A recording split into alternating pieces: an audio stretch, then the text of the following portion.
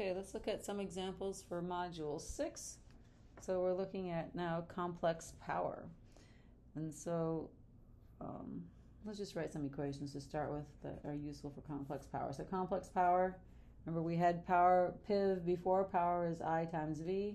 Now in the complex world, S is power, complex power, and it's VI conjugate. And so complex power has two parts. Real part is P, and then the imaginary part is Q, or we can write it as the magnitude of S at angle of theta, and theta is what we call the power angle, and theta is equal to the voltage angle minus the current angle. And so conjugate means take the negative of the angle, so when you multiply two numbers, you subtract their angle, or you multiply two numbers, you add their angle, so it's the voltage angle. So if V is V at an angle of theta, and I is theta V, and I is I at an angle of theta I, conjugate, this becomes magnitude-wise, let's, I guess, put magnitudes on there, magnitude of V, magnitude of I. When you multiply complex numbers, you multiply their magnitudes, and then the angle becomes, I usually use phi, but we're using theta, I think, in this book, so theta V minus theta I. Because we've got conjugate makes the angle negative, I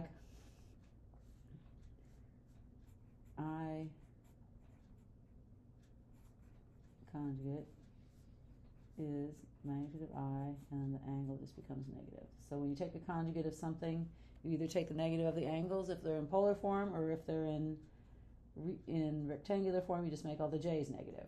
So polar form, make all the angles negative of what they were. Rectangular, make all the j's negative of what they were. So anyway, theta, the angle of the power angle is the voltage angle minus the current angle. Just doing the Euler conversion here, so we get P is magnitude of S cosine theta, and Q is magnitude of S sine theta. What else do we want? We also define something called the power factor, PF, power factor.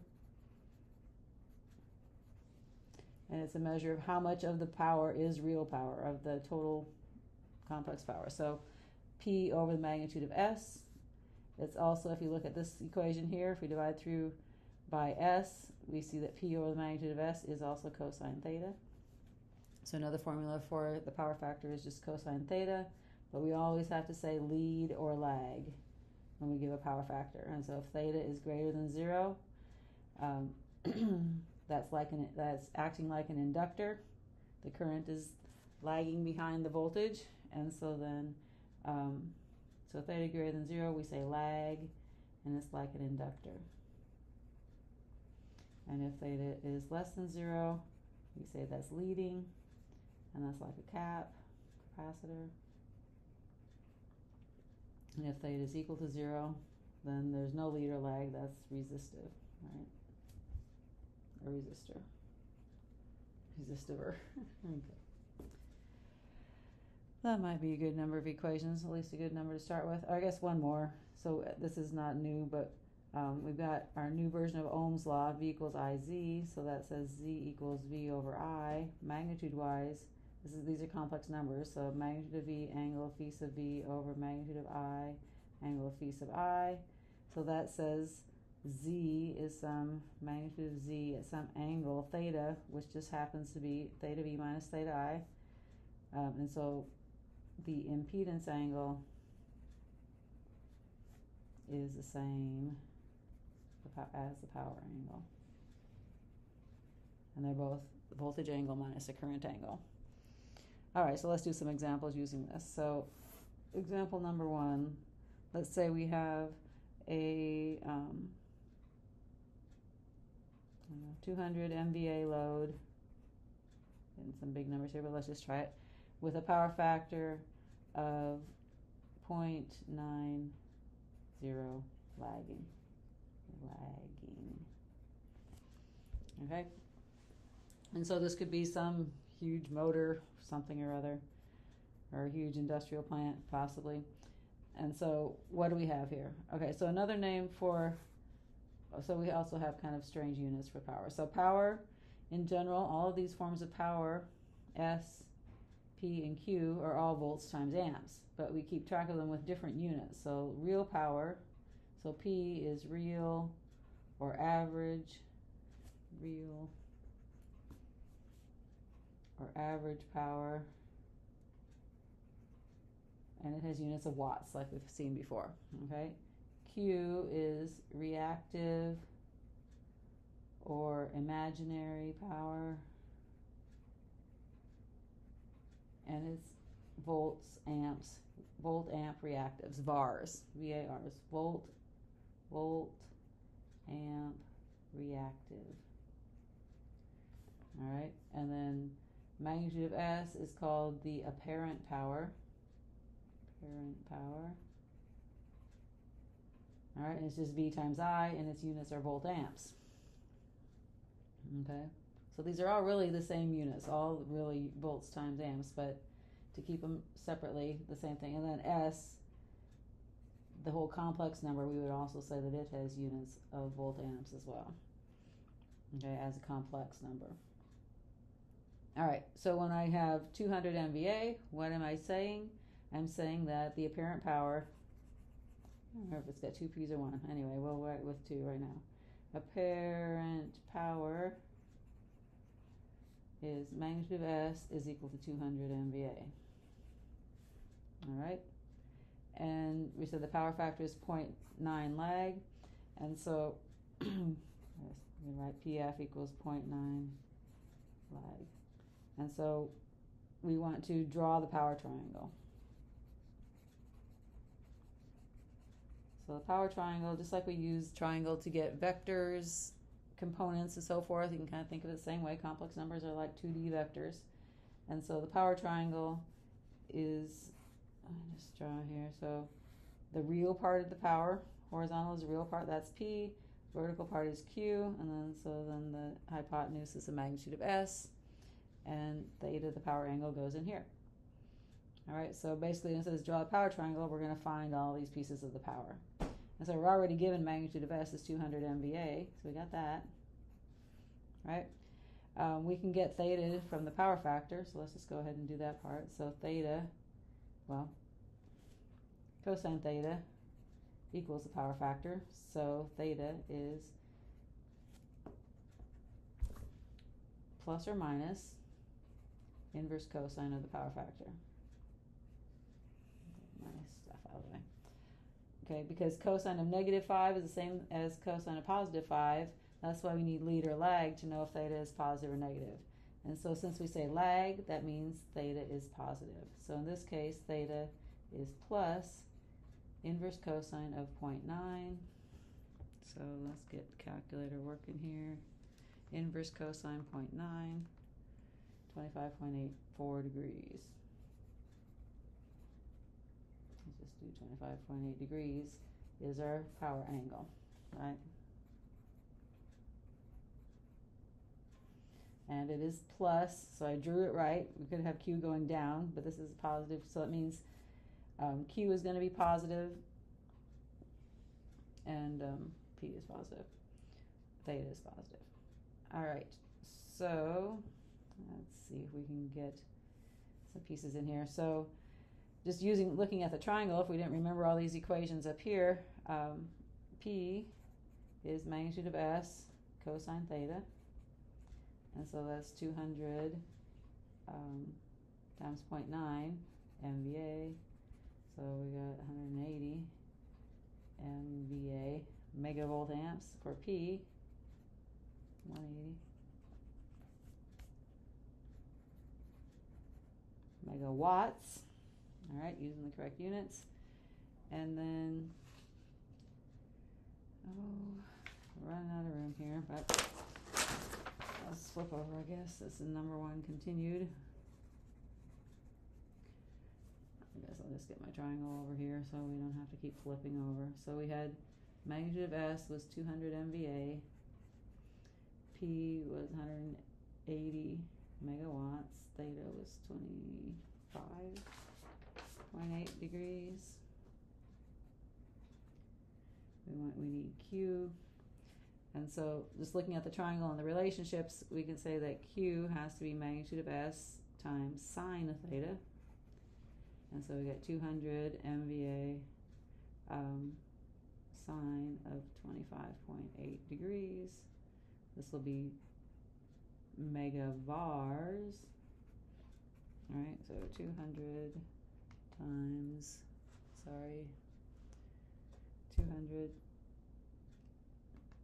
yeah, 200 times sine of 25.8, 87.0 megavars.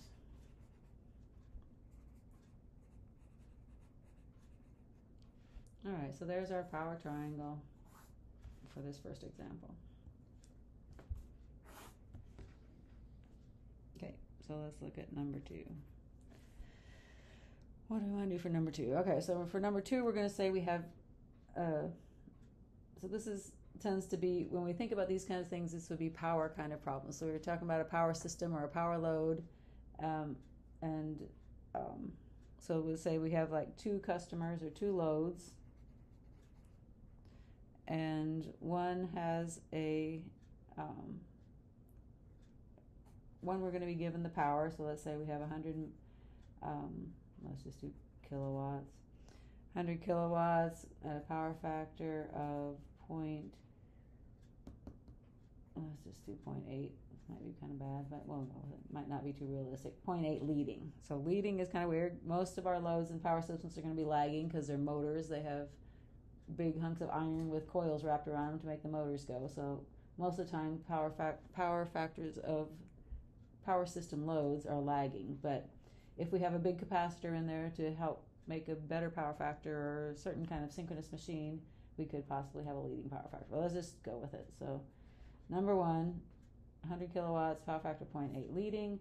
And let's say load number 2, let's say we know that it is, let's just say it's a 480 volt load.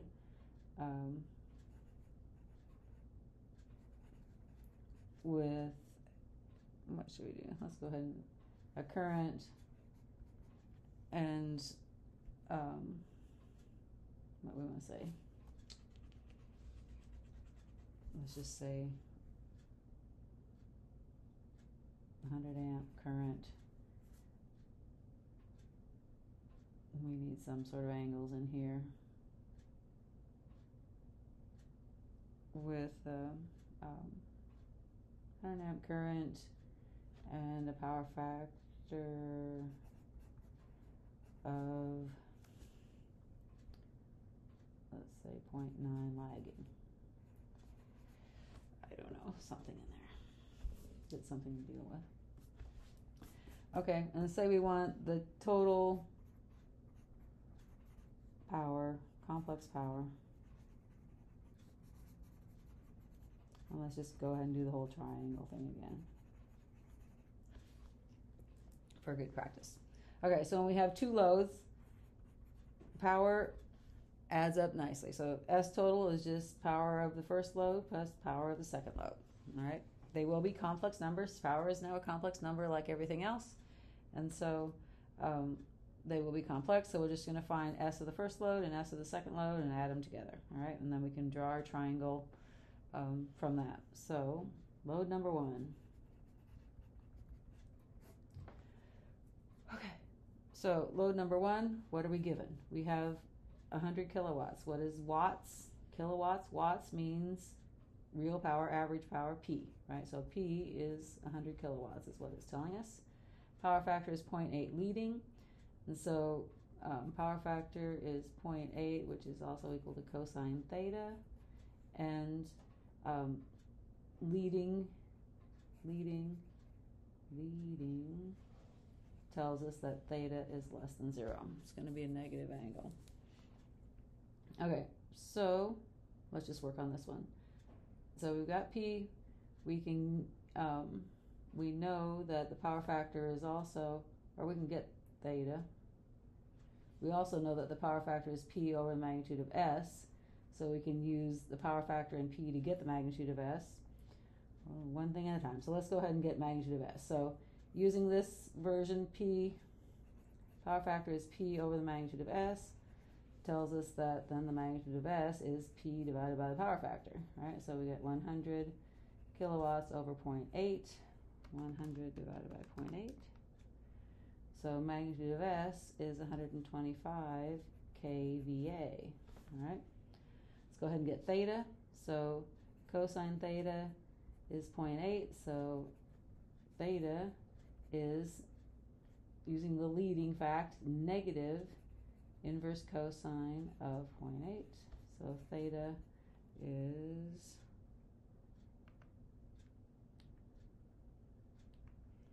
inverse cosine 0.8, 36.87. Oops. Don't forget the negative. Negative 36.87 degrees. All right.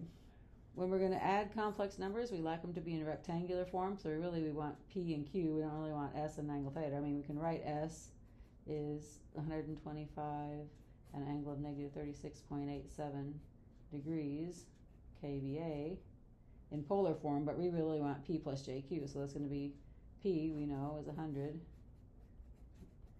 plus JQ. So let's go ahead and get Q. So how do we get Q? A number of different ways, but remembering the triangle, Q is the opposite of the power angle, so it's related to sine, so we can just use Q is magnitude of S sine theta. And we've got all these pieces now, so 125 sine of negative 36.87 is going to be kVAR. Whoops. kVAR. All right, so Q is 125 times sine of negative 36.87. Yes. So Q is negative 75 megavar, not mega, kilobars. K-bars.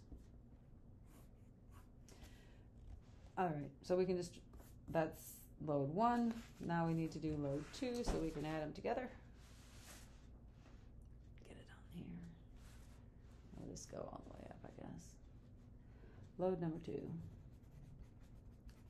So for load number 2, we said we had 480 volts and it was 100 amps and power factor equals 0.9 lag. All right, so this is a little bit different information, but we want to get S. S is what? S2, we call it. In this case, we've got voltage, V2 equals this, and we've got I2 equals that, and the power factor. All right, so going back to the basic power equation, like PIV, now we've got kind of like sieve, I guess, but it's V2 I2 conjugate. All right, so don't forget to make the angle negative. In this case, though, we can also write it as magnitude of V, magnitude of I, at an angle of theta. Might be a good way to start. So we can get the magnitude of S anyway. It's just V times I, right? So we're magnitude of S, magnitude of V, magnitude of I, which is what these things are that we're given. So that's 480 times 100. So pretty much 48 kVA, 48 kVA, 48,000, yes. So that's magnitude of S, so what's its angle? Same process, so theta is equal to plus or minus inverse cosine of the power factor. In this case, it's a lagging power factor, so that means plus, so it's going to be plus cosine inverse of 0.9.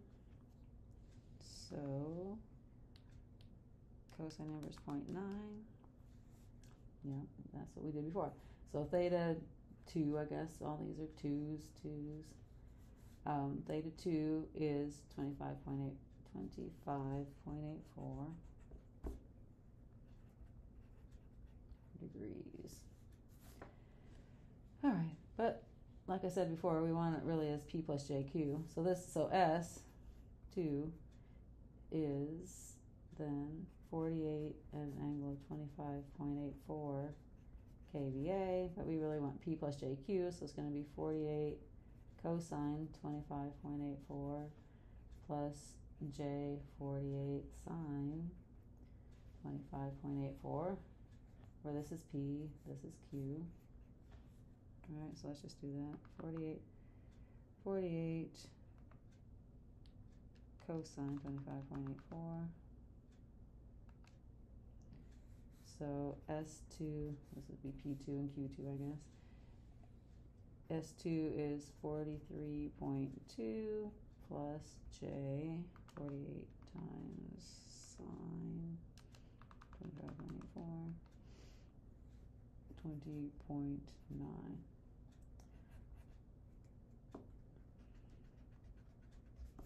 Gotta watch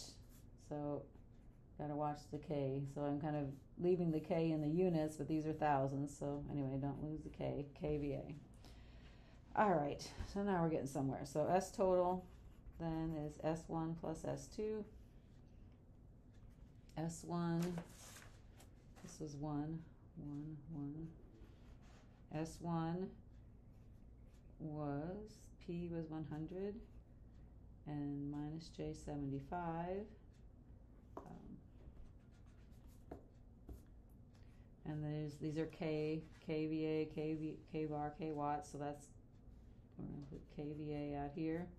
And then S2, we just did right here.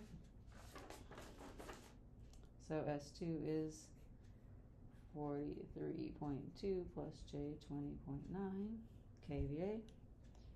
So adding all this up, 100 plus, well, okay, I think I can do that. S total, 143.2, and then 20.9 minus 75. What is that? Oops, get that 100 out of there. 20.9 minus 75. Minus J 54.1 kVA. All right, so there's our total S. So if we draw our power triangle,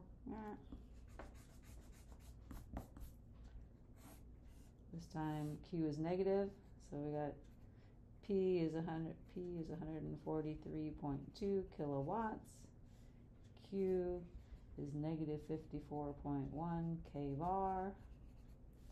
Theta is negative, no, we don't know what theta is quite yet. And we don't have the magnitude of S yet either. All right, so theta is what? Magnitude of S is what? Okay, so how do we get it? Kind of like vectors, power triangle, magnitude of S is, I guess I didn't have this equation before, but P squared plus Q squared. Square root of P squared plus Q squared, just from the triangle, vector math, however you want to think of it. So let's just do that. Square root of 143.2 squared plus 54.1 squared. Just ignoring, remembering, knowing that the square of something negative is the same as the square of something positive. So taking a little shortcut there. And so the magnitude of S is 153 kVA. All right, theta, how do we get theta? Well, tangent theta is Q over P, negative, anyway, opposite over adjacent, so we can use that to get theta is inverse tangent, negative inverse tangent, because we're in the fourth quadrant, of Q over P, which is negative, do we want to, let's just do Q as magnitude wise, positive numbers here, so 54.1 over 143.2, because I've already taken care of the negative sign in my noting that it's an angle going down. So inverse tangent of 54.1 divided by 143.2.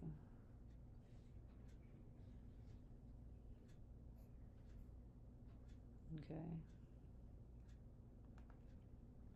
So the angle is negative 20.7 degrees. So theta total, these are all totals now. total, combine two loads together, right, is negative 20.7 degrees. All right, so one load was lagging, meaning it was taking in reactive power. It had a positive reactive power, it was absorbing reactive power. The other load was leading, which means it was putting out reactive power. So overall, if we had a source, the power company, providing power to both of these loads, it wouldn't have to provide as much reactive power because one load is actually, altogether it's actually producing reactive power. The negative sign means reactive power is coming out of the load, going back into the power system. And so the load number 1 had such a high negative reactive power, so capacitive, that it was pushing reactive power back into the system. Even when load 2 takes its amount of power out, still the cumulative effect is that we have negative R's, which means that we're pumping reactive power into the power system from our loads, right? They're taking real power that does the work. The average, the real power that does the work is positive, so it's consuming real power, but reactive power-wise, imaginary, power can go either direction. When power goes one direction, bars can go whichever direction, and it's negative in this case. Okay, well that's good. Let's try another example. Number 3, we'll do it a couple different ways, but say we'll do 3A. We have a, let's just say 100 kilowatt load with a power factor of 0.8 lag. Let's do worse. So perfect power factor is unity is 1, right? Where it's all just a real resistor. All the power going down is the real power, and the reactive power, which is kind of like not really a loss, but it's typically, it makes us it requires us to have a higher current, but it doesn't give us more average work done in the system, right? And so it's used to make the magnetic fields and so forth in the motors and in the inductors, but it doesn't contribute directly to the work of turning a machine, for example. So ideal power factor is unity, but I don't want to do that. So let's say this one is 0.6 lagging. So the smaller the number, the worse the power factor, the farther we are from unity. So, and we want to correct the power factor. So this would be what we call a power factor correction problem. So we want to correct the power factor, and let's just go all the way to unity. Unity, which means power factor equals 1. When it's 1, the angle is 0, right? Cosine of what makes 1? Cosine of 0. So theta is 0, so it's not leading or lagging. Voltage and current are right on top of each other. Current and voltage are in phase with each other. Neither one is lagging the other, or neither one is leading the other. For the perfect power factor, or the ideal power factor situation. Okay, so how are we going to do this? So we have this load. It has a pretty bad power factor, 0.6. We want to correct it to 1. How do we correct it? Well, lagging power factor means it's like an inductor, right? So how do we correct it? What has the opposite kind of R's as an inductor? A capacitor, right? So usually when we're doing power factor correction, we're going to add a cap, and we need to know what size. All right. Actually, to do this, we need to know what voltage level we're at. And so let's say we have a 480 volt load. All right, so this is our 480 volt system. And so this is all AC, so this is 480 volts, RMS, right? And so everything is RMS and nice, but we want to know, so we have some sort of a motor. So that probably could be modeled as a resistor and an inductor, maybe a source in there, some sort of a load.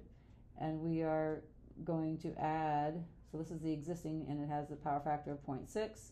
We're going to add a capacitor basically across the terminals, and the source is over here, 480 volt source. That's going to be feeding current into this guy.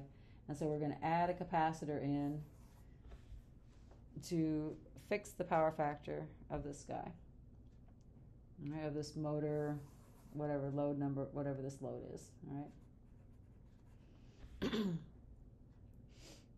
Okay, so we need to know, basically when we have a unity power factor, what does that say? It says theta equals 0, so if we have magnitude of S, or if we have, let's just do S, total S, as a complex number, S is, for the real part, magnitude of S cosine theta plus J, magnitude of S sine theta, right, from our power triangle, or however we want to remember it, from Euler. And so that says if cosine theta is 1, so magnitude of S, so if theta is 0, then cosine theta is 1, right? And what is sine theta? What is sine of 0? 0, right? So if theta is 0, then sine theta is 0, so then Q is 0.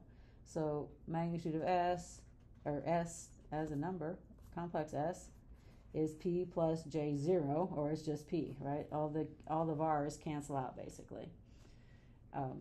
And so for unity power factor, S is P, purely real. And so what does that say when we're trying to put a capacitor in here? What does that do, or what does that mean?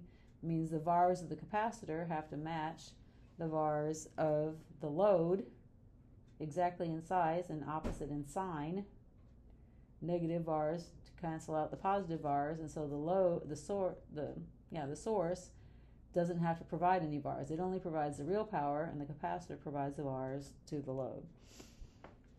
Okay, so we want the situation so that S total then is equal to P plus J0, right? No vars. And so what does that mean? So S total is P of the, or S of the load, S load, S1 or S load, plus S of the cap. In this case, S load could be some P load plus JQ load. And then the cap, what is the cap? We'll assume it's an ideal capacitor, so it only has vars, and so it will just have a JQ of the capacitor only, all right? And it will be, Q sub C will be a negative number, right, because capacitors have negative vars. Let's go ahead and just prove that, I guess, a minute. So S cap is V cap, I cap, conjugate, all right? I, though, is V over Z from Ohm's law. So I is V over 1 over J omega C for a capacitor, right? Z of a capacitor is 1 over J omega C. If you divide by a fraction, you flip over and multiply, so that's I times J omega, I is equal to J omega C V, where V is complex number, all right? V is a complex number. And so plugging all this in here, so we get V, and then I is J omega C V conjugated. So S of our capacitor is going to be negative J omega C. So to conjugate J omega C, I just take negative of the J, and to take, and then we've got this V, and then conjugate V, we'll just write it as V conjugate. All right. A number times its conjugate, we have some V, which is magnitude of V, angle of phi sub V, and then V conjugate is magnitude of V, angle of negative phi sub V. So if we multiply these times each other, what are we going to get? We're going to get magnitude of V squared, and then the angle, so V times V conjugate, magnitude of V squared, multiply complex numbers, you multiply their magnitudes, and then you add their angles. In this case, we got theta V minus theta V, so that angle goes to 0, so V times V conjugate is just the magnitude of V squared. So for any complex number times its own conjugate, you end up with just the magnitude of the number squared. So S for our capacitor is just negative J omega C magnitude of V squared. Okay, so there's no real part here, so this whole thing with the negative sign, right, is just Q of the capacitor, right? The vars of the capacitor, QC, I guess I called it. All right. So how can we do this? So we want to find the value of C that makes this happen, right? Makes this be a unity power factor. So S total equals just P sub L, P real at unity power factor. And so that says that QL plus QC has to equal 0, right? The bars have to cancel out. So QC equals negative QL, right? And so we need to figure out what is Q of the load, and then we're going to select a size of a capacitance C and this equation to fix it, right? So QC is also negative omega C magnitude of V squared. Just forgetting the J parts here, just looking at the imaginary part, that's Q sub C. And negative Q sub L is negative. And how do we get Q out of all of this? Well, we should go back and kind of figure it out for the load. So let's kind of just take a little sidebar here. So we've got P is 100 kilowatts. And we've got the power factor. So we know power factor is P over magnitude of S. So we can say magnitude of S equals P over the power factor. I think we just did this a minute ago. And so magnitude of S for this one is 100 kilowatts over 0.6. So 100 divided by 0.6. 166.7, we'll say. We're in kilowatts, so it's kVA. And we'll need theta. So theta is plus or minus cosine inverse of the power factor. In this case, it's a lagging power factor, so it's a plus cosine inverse of 0.6. So get our cosine inverse, 0.6, 53.1 degrees.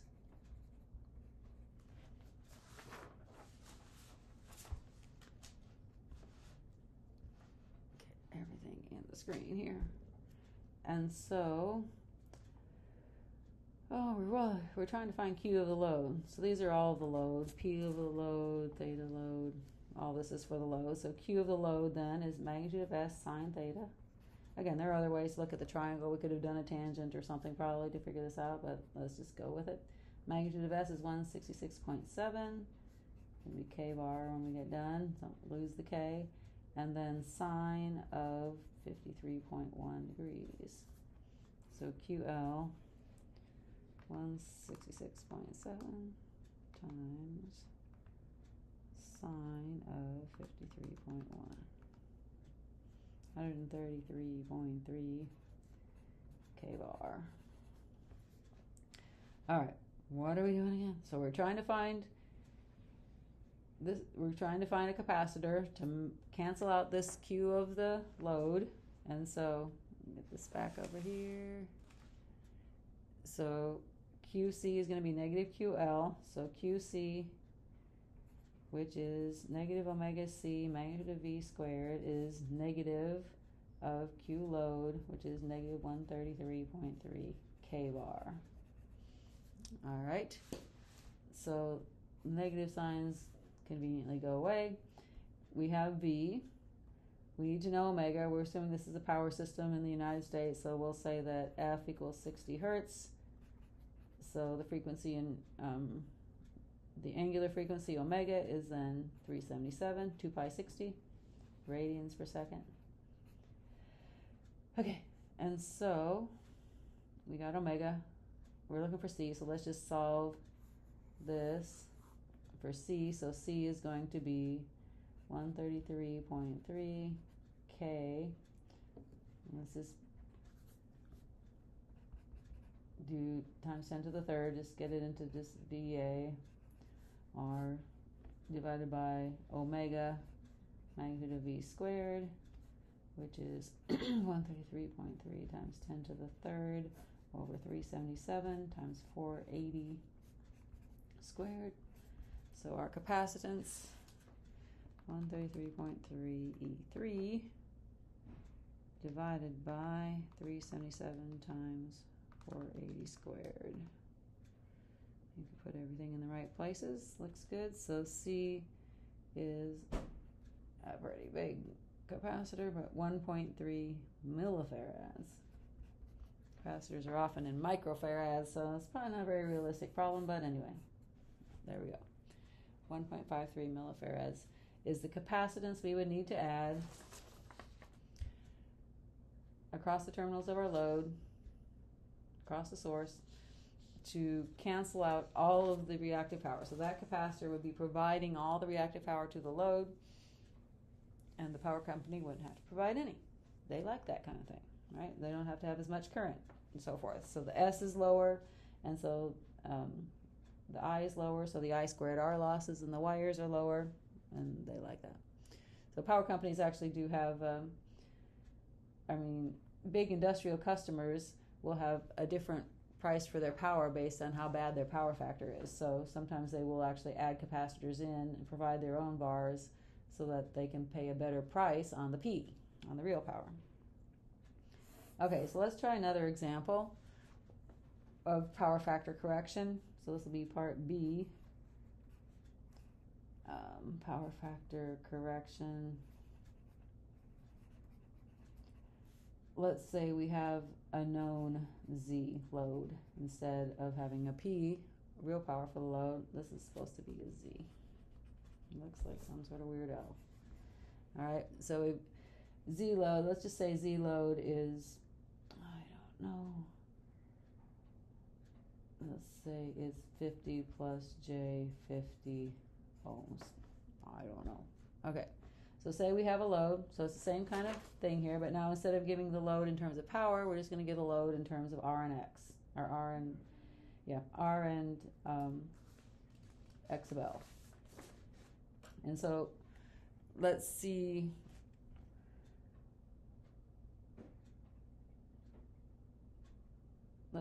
how we would do this problem.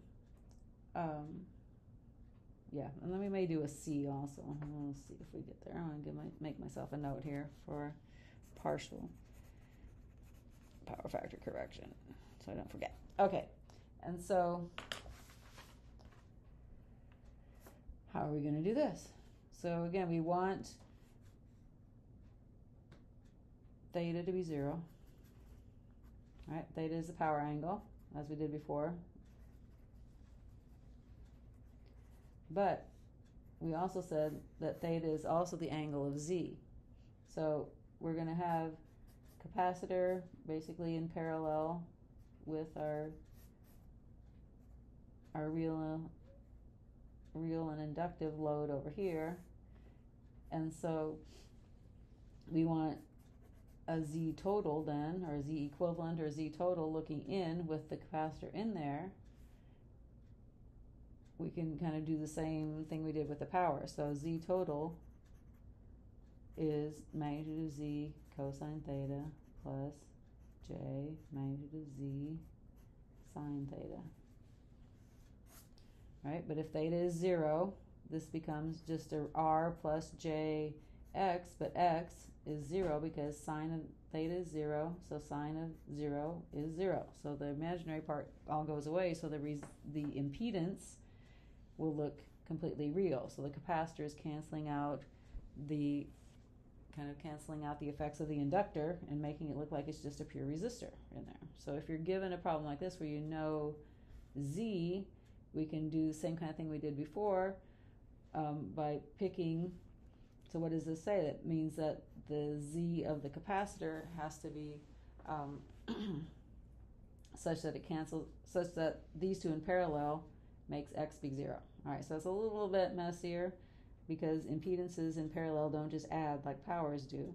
So one way to do it would be to go ahead and calculate the power. We've got the voltage for 80, and we got the impedance. We could calculate the current, we could calculate the power, and we could do it just like we did before. But let's try doing it with impedances. I may regret it, but we'll see. So if we want Z total, like we said, it's the Z of the capacitor in parallel with Z of the load, right? And so this is going to be, we can do 1 over 1 over, or I like to use when we have just two things in parallel, you just multiply on top. So Z of the capacitor times Z of the load over Z of the capacitor plus Z of the load. All right. And, oh, is this going to be a mess or not?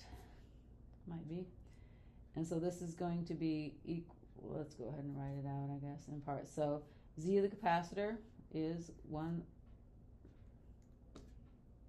Let's just write it as Jx of C for now. Jx of C. And Z of the load is R plus Jx of load.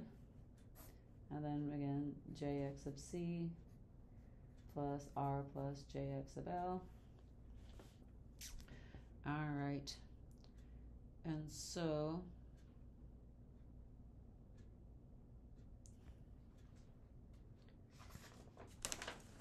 we're going to want this to come out to be purely a real number, right? And so let's rewrite it on this side. Get everything, we can see it. So we had Jx of C times R plus Jx of L over Jx of C plus R plus Jx of L. This is our Z total. And we want that to be purely real. We're going for unity power factor again. Unity power factor. So theta equals 0. So this is going to be just R, some R total, right? The X's are going to go away. The capacitor is going to cancel out the inductor.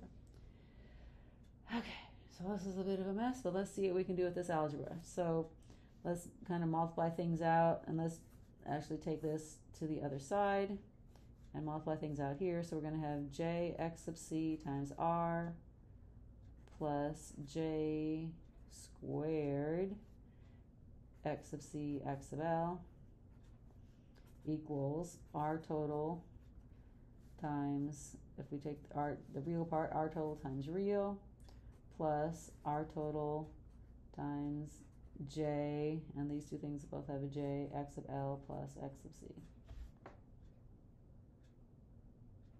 I think I did that right. Okay, so what is J squared? Square root of negative 1 times the square root of negative 1, or square root of negative 1 squared, negative 1.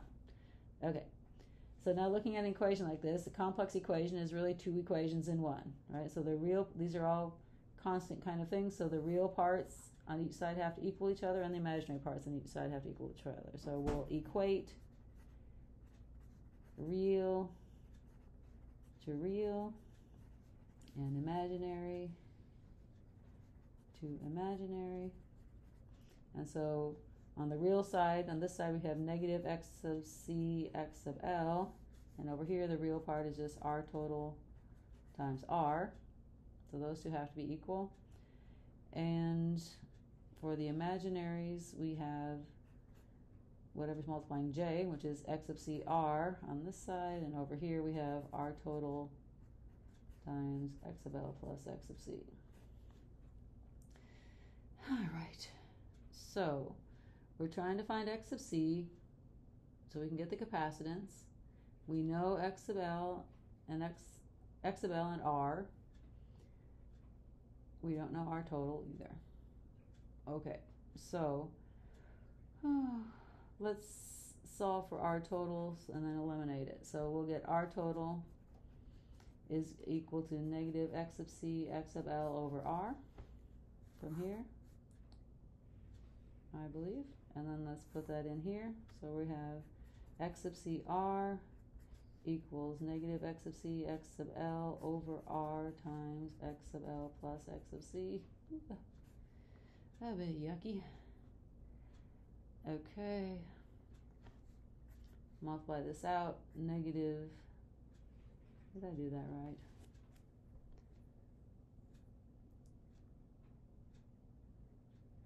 I think so. Okay. So we get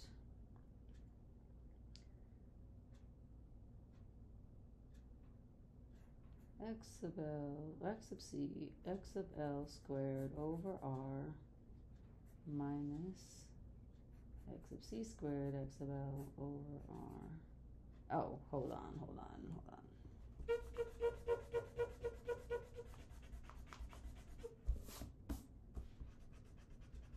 let's cancel out a little bit here first. Notice there's an x sub c multiplying both sides. So if we divide both sides by x sub c, those x sub c's cancel out. So we can get, this side will just be r. And then if we multiply this out, we'll have negative x sub l squared. Actually, let's multiply both sides by r too. Multiply through by r on both sides. So we'll have r squared, and this r goes away with that r. X sub c's are gone. And so we'll just have negative x sub l squared minus xlxc. XLXC over here. These two are both gone, so just negative x sub l on the outside. I think that's it. Oh, this is looking a little more promising. So then x sub c is what we're looking for here. Let's bring x sub l squared to the other side. So we're going to have r squared plus x sub l squared, and then divide through by negative x sub l to get x sub c by itself. I think we've done it. All right, so x sub c we can plug in. So we have somewhere, where's the start of this problem on this side? This is r plus j x sub l. So I just happen to make them both 50. So r and x sub l are both 50. And so z load was 50 plus j 50. And so that's r plus j x sub l. And so we get 50 squared plus 50 squared divided by negative 50 is x sub c.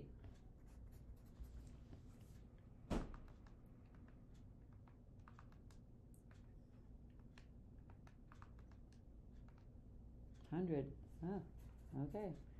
X sub c is 100 ohms. Good. So what is x of a capacitor? So z of a capacitor is jx sub c, and so z of capacitor is 1 over j omega c, right? And so x sub c is negative 1 over omega c, basically. And so this is equal to, oh, I lost the negative sign here, negative 100. All right, so negative 100 is negative 1 over omega c, negative 1 over, let's just say we're 377c. Again, negative signs cancel out. Bring c over and bring the 100 over, so c is going to be 1 over 377 times 100, I believe, if I did my algebra right. So c in this case is 1 divided by 377 times 100.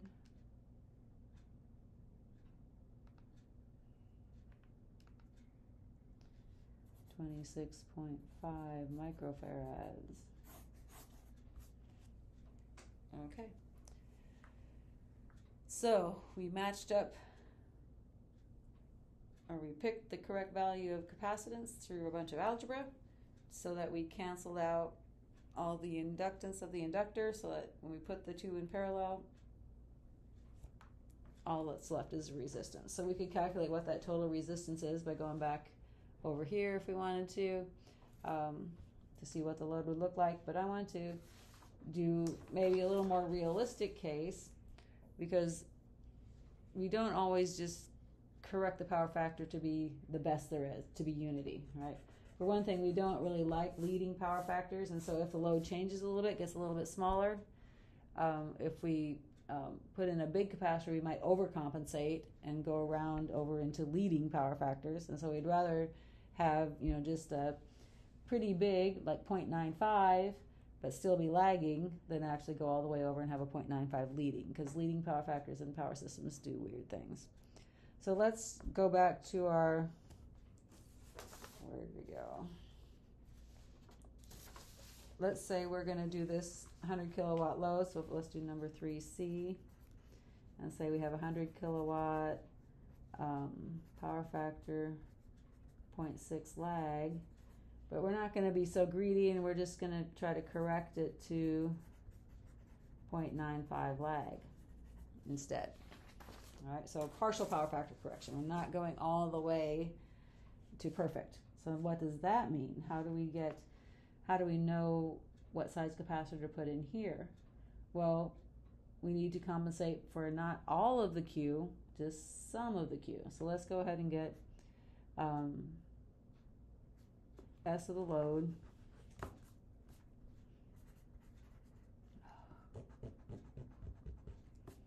S load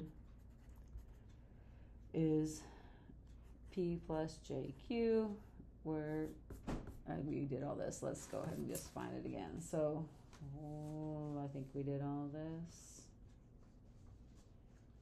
P plus JQ, here we go.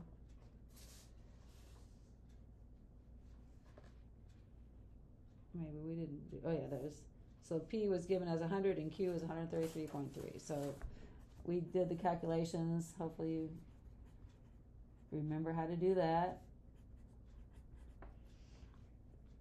by using the power triangle. So we've got P load plus JQ load here, all right?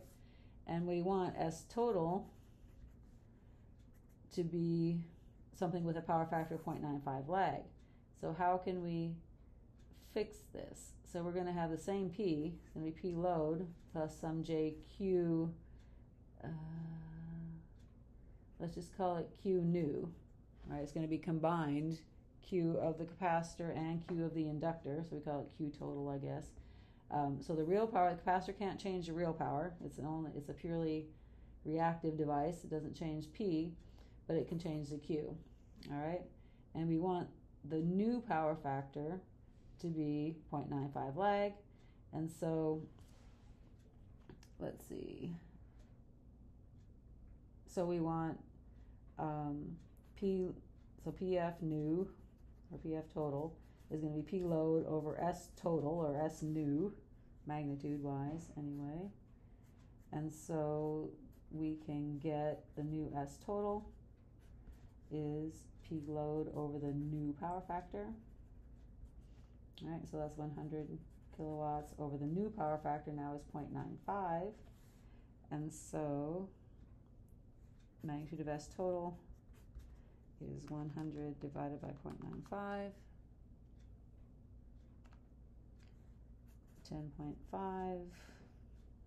10.53 kVA. Alrighty, what else? We're trying to get Q new so we can figure out what to do with this, how to get the capacitor here. So let's keep on going. We want theta new. It's still lag, so it's going to be plus cosine inverse of 0.95.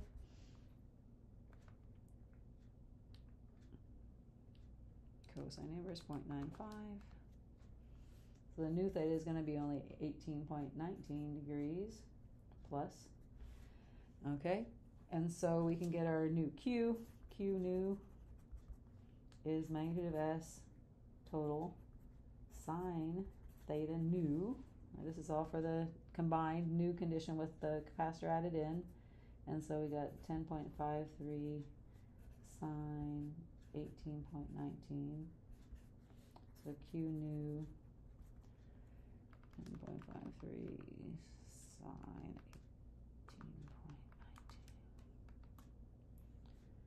18.19. 3.29 kVars. Okay.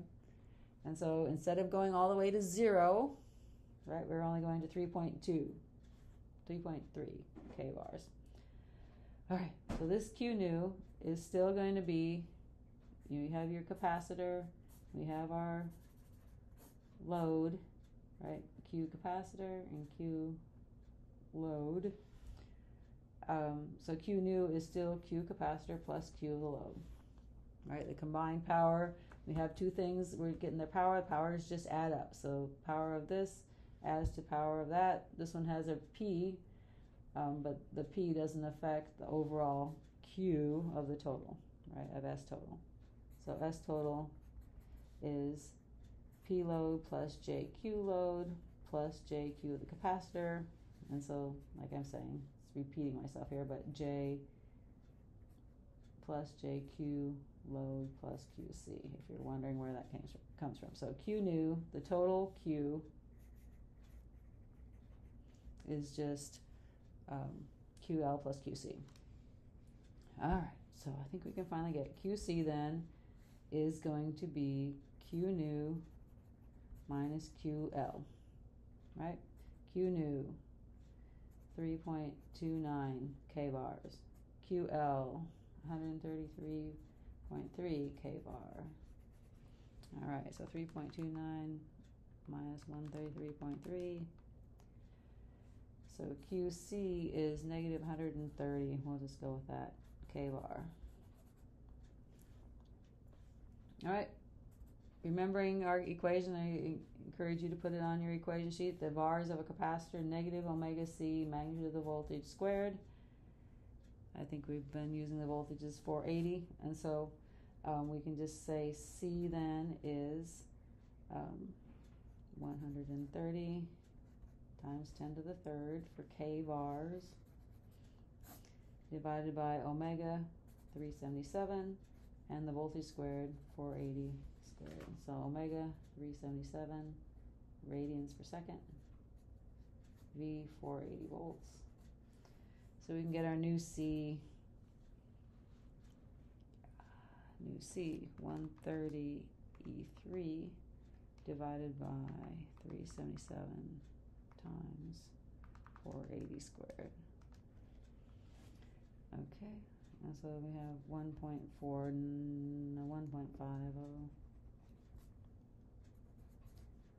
millifarads for our new capacitor for partially compensated, which isn't much different.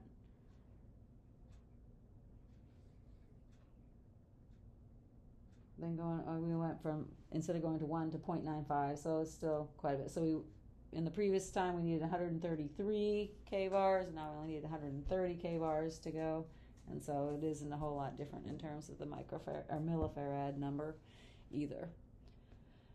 Okay, so I think we'll go ahead and stop there for Module 6 examples.